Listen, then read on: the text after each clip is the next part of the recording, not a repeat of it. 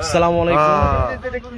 এই যে আপনার মেন হলে যে পরে যে লাশটা ছিল এই কলেজ আপনার হোসেন মার্কেট ইম্পেরিয়ালের সামনে, এই লাশটি এখন এই গাজীপুরা আপনার একেবারে ময়লার বাগানের এখানে চলে আসছে।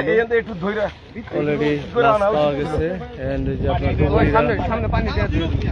লাশ নিয়ে যাচ্ছে।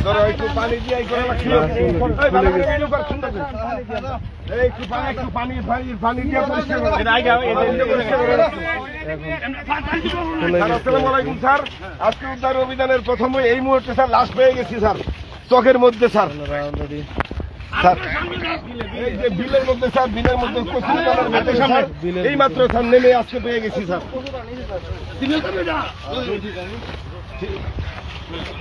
জি স্যার, জি স্যার।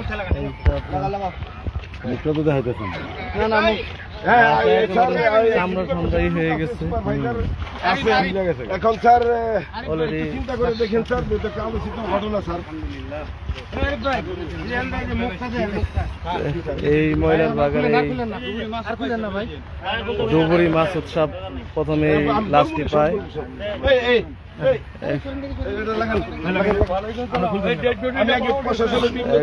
3 দিনের কর্মতৎপরতা শেষে এই লাশটি আপনার একেবারে ড্রেন দিয়ে গাজীপুরা বাঁশপট্টির এই রুট দিয়ে ড্রেনের ভিতর দিয়ে একেবারে ময়লার বাগানে চলে আসছে লাস্ট মাথায়।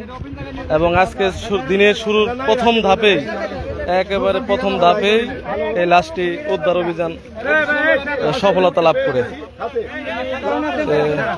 সর্বোপরি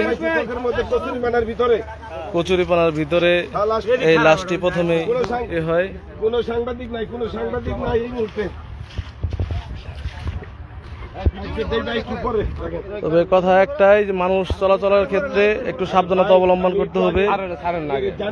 অসাবধানতা বশত বৃষ্টিকালীন সময়ে মহিলাটি ড্রেনের মেন হলে পড়ে যায়